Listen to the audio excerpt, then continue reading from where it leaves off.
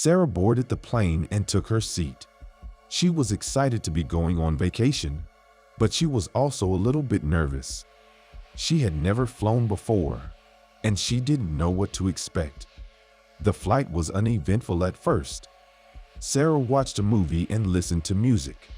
She even managed to doze off for a few minutes.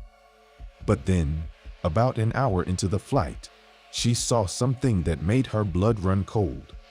In the seat across the aisle from her, she saw a figure. But it wasn't just any figure. It was a figure that she didn't recognize.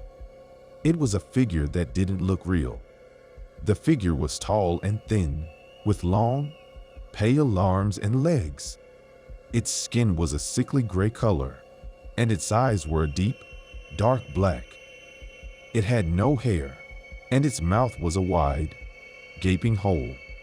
Sarah stared at the figure in horror. She couldn't believe what she was seeing.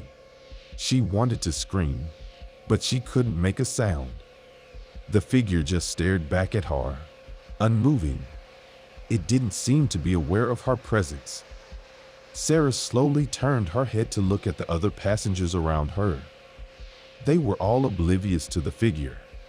They were talking, reading, or sleeping, oblivious to the danger that was sitting just a few feet away.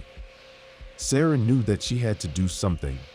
She couldn't just sit there and let the figure take over the plane. She took a deep breath and stood up.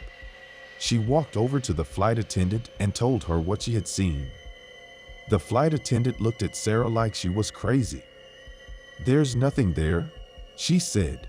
"You must be imagining things." But Sarah knew that she wasn't imagining things. She could still see the figure, sitting there in the seat across the aisle. "Please," she said, "you have to believe me. There's something there." The flight attendant hesitated for a moment. Then she went to talk to the pilot.